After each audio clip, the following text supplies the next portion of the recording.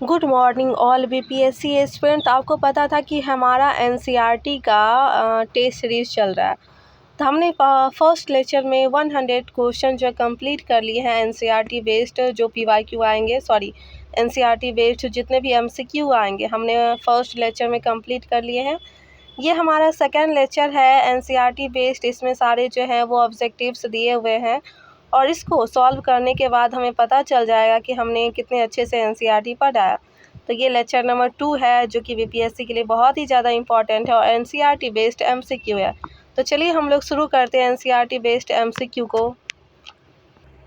तो देखिए दोस्तों, फर्स्ट क्वेश्चन है, भारतीय इतिहास के द्वारा वर्णित इतिहास के संबंध में निम्नलिखित कथनों पर विचार कीजिए। हिस्ट्री का क्वेश्चन है। भारतीय इतिहास को आमतौर पर प्राचीन, मध्यकालीन तथा आधुनिक भागों में बांटा गया है। ये स्टेटमेंट सही है। फर्स्ट स्टेटमेंट सही है कि 3 पार्ट में इतिहास को बांटा गया है। सेकंड है, इतिहास को इन खंडों में बांटने की यह समझ पश्चिमी से आई है। तो ये भी सही है, पश्चिम से ही आया कि इतिहास को 3 भागों में बांटा गया है। तो फर्स्ट क्वेश्चन आपने देख लिया कि हमारा क्वेश्चन जो सही है।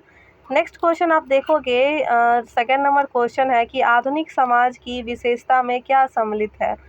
तो ये जो आधुनिक समाज है उसमें शामिल है स्वतंत्रता, समानता और लोकतंत्र। सामंती व्यवस्था आधुनिक समाज में नहीं शामिल है। नेक्स्ट क्वेश्चन है, रॉबर्ट क्लाइव ने हिंदुस्तान का नक्शे तैयार करने का काम किसे सौंपा था। तो रॉबर्ट क्लाइव ने हिंदुस्तान का नक्शा तैयार करने का काम जेम्स रेनले को सौंपा था। किसको सौंपा था? तो जेम्स रेनले को सौंपा था। 1929 की आर्थिक महामंदी के संबंध में निम्नलिखित कथनों पर विचार कीजिए। तो ये जो 1919 का आर्थिक मंदी आया था, अमेरिकी शेयर बाजार में बड़ी मात्रा में बिकवाली के कारण आर्थिक महामंदी की शुरुआत हुई थी। ये स्टेटमेंट सही है। अमेरिकी महामंदी का सबसे बुरा प्रभाव जो है वो जर्मन अर्थव्यवस्था पे पड़ा। ये भी स्टेटमेंट सही है, तो बोथ आर राइट।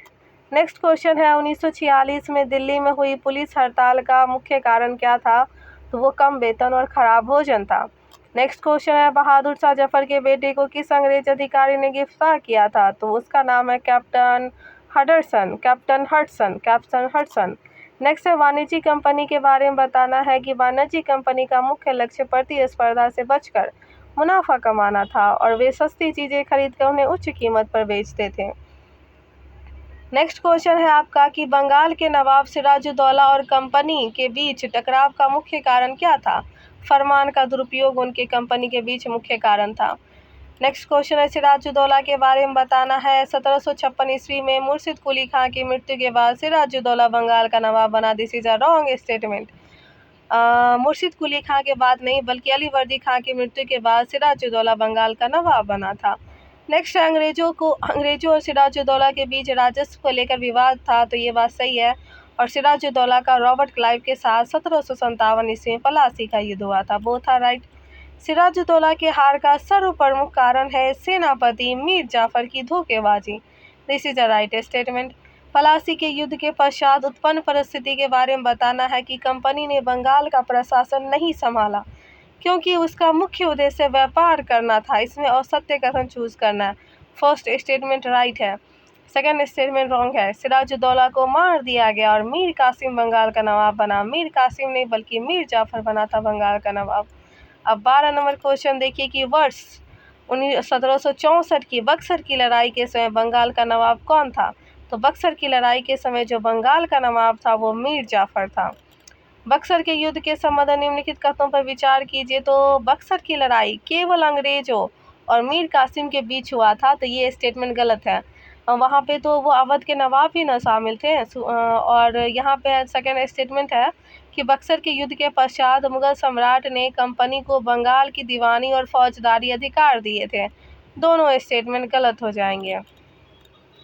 नेक्स्ट है, सहायक संधि के बारे में कि सहायक संधि अपनाने वाली रियासतों को अपनी स्वतंत्र सेना रखने का अधिकार नहीं होता था। This is a right statement. सहायक संधि अपनाने वाले रियासतों को अपनी द्वारा सुरक्षा दी जाती थी। ये भी सही है। सुरक्षा के निर्धारित रकम नहीं चुकाने पर कंपनी उनके रियासत का इलाका अपने कब्जे में ले लेती थी। ये भी सही है। वो था राइट। नेक्स्ट है, हैदर अली की मृत्यु किस आंग्ल मैसूर युद्ध के बारे में हुआ था। तो द्वितीय आंग्ल मैसूर युद्ध में हुआ था। टीपू सुल्तान ने अंग्रेजों के खिलाफ निम्न में से कौन कदम उठाए थे। तो 1786 ईस्वी में टीपू सुल्तान अपने रियासतों के अंतर्गत पड़ने वाले बंदरगाहों से चंदर की लकड़ी, काली मिर्च, इलायची का निर्यात किया था। This is a wrong statement. सही हो जाएगा कि उसने फ्रांसीसी व्यापारी के साथ घनिष्ठ संबंध विकसित किया, फ्रांसीसियों की मदद से अपनी सेना का आधुनिकीकरण किया। This is a right.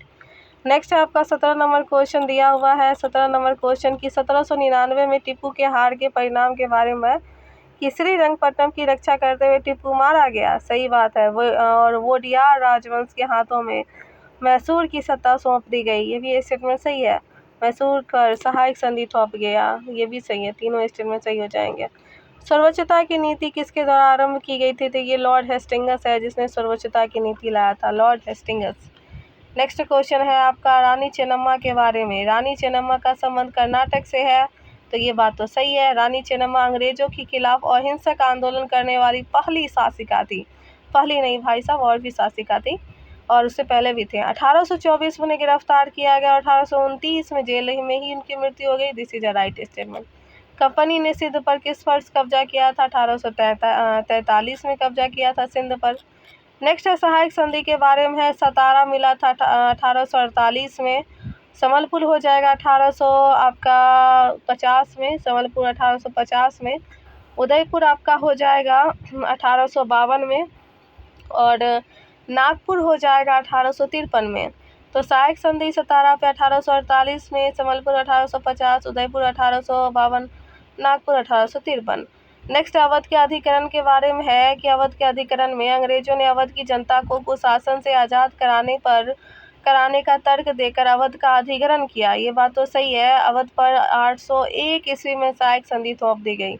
इस इज राइट स्टेटमेंट। जनता अवध के नवाब से परेशान थी अतः उन्होंने अधिग्रहण का विरोध बड़े स्तर पर नहीं किया, बहुत ही बड़े स्तर पर हुआ था। This is wrong statement.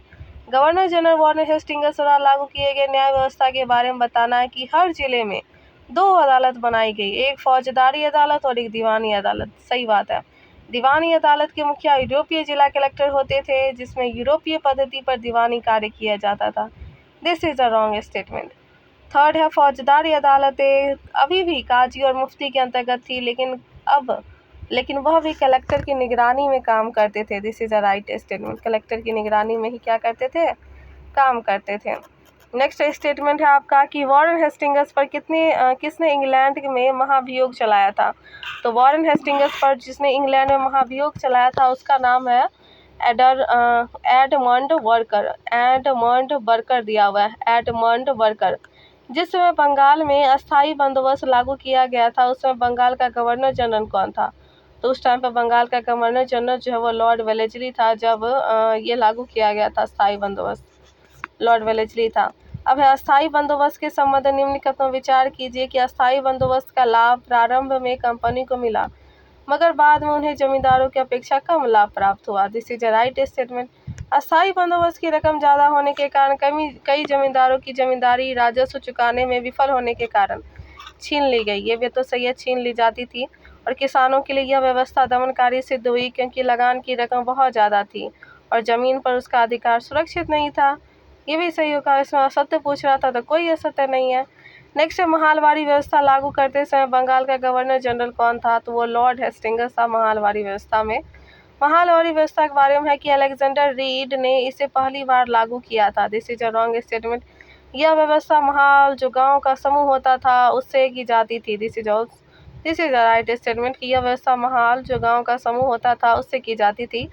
भू राजस्व की रकम सुनिश्चित रूप से तय कर दी जाती थी जिसको चुकता करने की जिम्मेदारी सामूहिक रूप से महाल की होती थी। This is a wrong, Mahal की होती थी।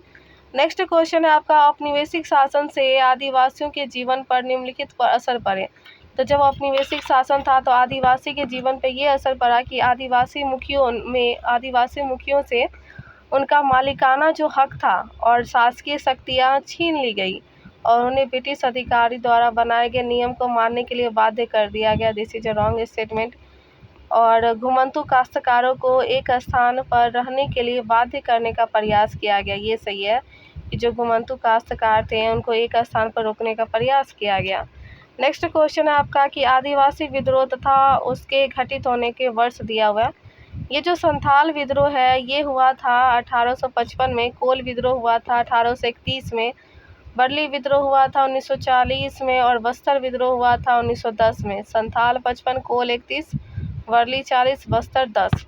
नेक्स्ट है बिरसा मुंडा के बारे में है कि बिरसा मुंडा समाज में सुधार के पक्षधर थे। वे एक स्थान पर टिककर खेती करते थे, समूह में रहते थे और मदिरा पान से युवाओं को दूर रखने की सहायता करते थे। ये सही है।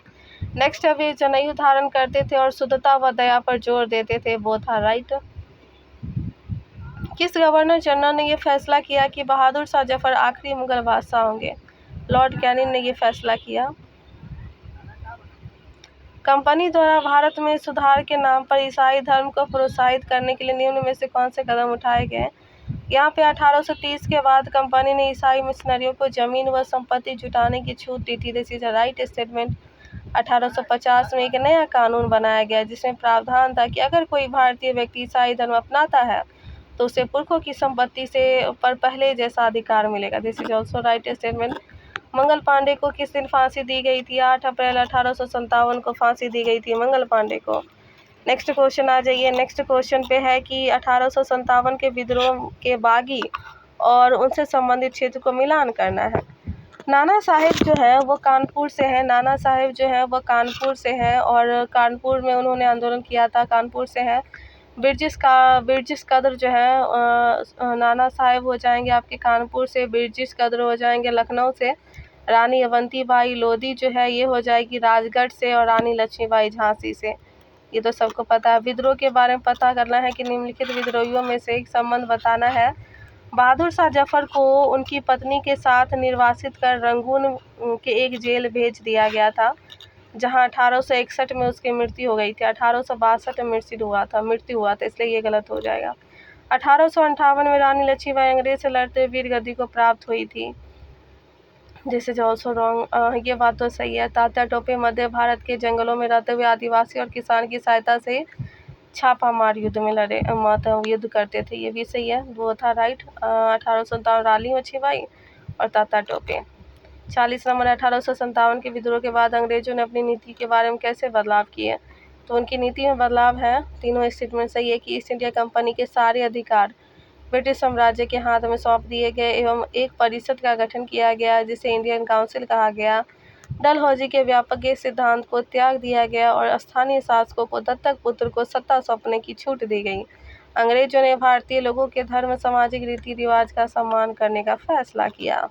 एशियाटिक सोसाइटी ऑफ बंगाल की स्थापना किसने की थी? विलियम जोन्स ने की थी। बनारस में हिंदू कॉलेज की स्थापना किसने की थी? लॉर्ड कॉर्नवालिस ने की थी। मैकाले के मिंट्स के आधार पर किस वर्ष अंग्रेजी शिक्षा का अधिनियम पारित हुआ? 1835 में अंग्रेजी शिक्षा अधिनियम पारित हुआ। नेक्स्ट क्वेश्चन है आपका कि बिहार 1854 के वुड डिस्पैच के बारे में है कि वुड के नीति पत्र में यूरोपीय शिक्षा से भारतीयों के नैतिक चरित्र उत्थान का तर्क दिया गया। वुड के नीति पत्र के आधार पर 1854 में सरकारी विभाग का गठन किया गया ताकि शिक्षा संबंधित सभी मामलों पर सरकार का नियंत्रण किया जा सके। इस दस्तावेज में अंग्रेजी शिक्षा का एक व्यवहारिक लाभ आर्थिक क्षेत्र भी बताया गया है। नेक्स्ट है महात्मा गांधी के शिक्षा संबंधित विचार के बारे में है कि महात्मा गांधी अंग्रेजी शिक्षा के खिलाफ थे। उनके मुताबिक अंग्रेजी शिक्षा भारतीयों को अपाहिज बना देती है, उनके सामाजिक परिवेश में काट देगी। सही स्टेटमेंट है। उनके अनुसार पढ़ने निकलने की क्षमता पा लेना ही शिक्षा नहीं है। वो था राइट।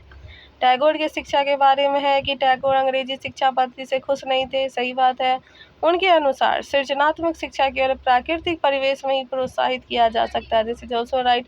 टैगोर आधुनिक पश्चिमी सभ्यता और भारतीय परंपरा के श्रेष्ठ तत्वों का मिश्रण थे। This is also right. Sati शब्द का मतलब होता है सदाचारी महिला। राजा राममोहन राय के बारे में उन्होंने कोलकाता में ब्राह्मणों सभा की स्थापना की थी। This is a right statement. Raja Rammohan Roy पश्चिमी शिक्षा के प्रसार के पक्ष थे। ये भी सही है। राजा राममोहन राय ने विधवा महिलाओं की समर्थन में विधवा विवाह के पक्ष में कानून बनाने की मांग की। सती प्रथा के पक्ष में कानून बनाए थे, ना कि विधवा विवाह के, इसलिए ये गलत हो जाएगा। प्राचीन ग्रंथों का हवाला देकर किसने समाज सुधार की पहल प्रारंभ की थी? राजा राममोहन राय ने प्रारंभ किया था। विधवा विवाह का कानून किस गवर्नर जनरल के शासनकाल में पारित हुआ था? तो ये लॉर्ड कैनिंग के काल में पारित हुआ था। लड़कियों के लिए स्कूल खोलने जाने वाले, देखो ईश्वर चंद्र विद्यासागर ने स्कूल खोला था कोलकाता में, ज्योतिराव फुले ने महाराष्ट्र में, आर्य समाज ने पंजाब में और भोपाल की बेगम ने अलीगढ़ में। ताराबाई शिंदे ने स्त्री पुरुषत्व नाम की किताब प्रकाशित की। ये बात तो सही है। और ताराबाई पंडित रामाबाई ने हिंदू धर्म में उपस्थित लगभग सभी जातियों की हिंदू महिलाओं की दुर्दशा पर एक किताब लिखी थी, this is a wrong statement. बाल विवाह निषेध अधिनियम किस वर्ष पारित हुआ था? 1929 में। जाति उन्मूलन के लिए काम करने के लिए परमहंस मंडली का गठन किस वर्ष हुआ था?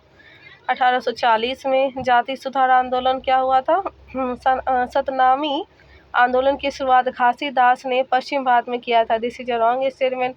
पूर्वी बंगाल में हीरा दास ठाकुर ने मतुआ पंथ ने चंडाल काश्तकारों के बीच काम किया था, this is a right statement. ओरु जाति और ओरु मंतम ओरु देवम मनुष्यानो, मानव की एक जाति एक धर्म और एक ईश्वर, ये कथन श्री नारायण गुरु का है। गुलामगिरी पुस्तक की रचना जय ज्योतिराव फूले ने किस वर्ष किया था? 1873 में किया था। प्रार्थना समाज की स्थापना 1867 में हुई थी। भारत में आर्म एक्ट किस वर्ष पारित हुआ था? 1878 में पारित हुआ था। इलवट बिल लागू करने के बारे में है कि 1883 में सरकार ने इलवट बिल लागू करने का प्रयास किया, जब इस बिल के जरिए भारतीय अखबारों पर प्रतिबंध लगाने का प्रयास किया गया, वो था राइट। कांग्रेस की स्थापना के बारे में है कि 1855-85 में देश भर के 72 प्रतिनिधियों ने मुंबई में सभा करके भारतीय राष्ट्रीय कांग्रेस की स्थापना का फैसला किया। संगठन के प्रारंभिक नेता दादा भाई नौरोजी ब्रिटिश संसद के सदस्य रह चुके थे और सेवानिवृत्त ब्रिटिश अफसर ए.ओ. ह्यूम की कांग्रेस की स्थापना में महत्वपूर्ण भूमिका निभाए थे। नेक्स्ट है स्वराज की मांग सर्वप्रथम किसने की थी? तो ये स्वराज की मांग जो है गर्मपंथियों ने की थी। गर्मपंथियों ने स्वराज की मांग की थी। अंग्रेजों ने बंगाल विभाजन के पीछे क्या तर्क दिया था? प्रशासनिक सुविधाएं के लिए दिया था। 1917 में गठित रूसी क्रांति के प्रमुख रूप से कौन से विचार हैं? तो रूसी क्रांति विचार है समाजवाद का विकास, समाजवाद का विचार। 1919 के पश्चात राष्ट्रीय आंदोलन में जन भागीदारी बढ़ाने के लिए निम्नलिखित कारण थे। जन भागीदारी बढ़ाएंगे। प्रथम विश्व युद्ध के पश्चात महंगाई में तेजी से बढ़ोतरी के परिणाम स्वरूप जनता सशक्त थी। 1917 की रूसी क्रांति और गांधी जी के सत्याग्रह हिंसा के विचार, सही है। नेक्स्ट है रॉलेट एक्ट के बारे में। यह कानून अब व्यक्ति की स्वतंत्रता जैसे मूलभूत अधिकारों पर अंकुश लगाने और पुलिस को ज़्यादा अधिकार देने के लिए लागू किया गया था, ये तो सही है। रॉलेट एक्ट के विरोध में शुरू किया गया रॉलेट सत्याग्रह ब्रिटिश सरकार के खिलाफ पहला अखिल भारतीय संघर्ष था, ये भी सही है। असहयोग आंदोलन में है यह खिलाफत आंदोलन के बाद प्रारंभ हुआ, फिर दोनों को एक साथ जोड़ दिया गया और सहयोग आंदोलन की मुख्य मांग स्वराज थी। इसमें बड़ी मात्रा में सरकारी संस्थाओं का बहिष्कार किया गया, उपाधि लौटा दी गई, विदेशी कपड़ों की जला दी गई। पंजाब में सिखों में अकाली आंदोलन का प्रमुख कारण अंग्रेजों की सहायता से गुरुद्वारा में जय बैठक भ्रष्ट महंतों को हटाना और 1929 में पारित पूर्ण स्वराज प्रस्ताव में दोनों गलत है। सुभाष चंद्र बोस ने नहीं पारित किया था, जवाहरलाल नेहरू ने पारित किया था। इस प्रस्ताव के आधार पर 26 नवंबर 1930 को 26 जनवरी होगा ना कि नवंबर। भगत सिंह के बारे में कि भगत सिंह ने वर्ष 1924 में दिल्ली स्थित फिरोजशाह कोटला में हिंदुस्तान सोशलिस्ट रिपब्लिक एसोसिएशन की स्थापना की थी, दिस इज रॉन्ग।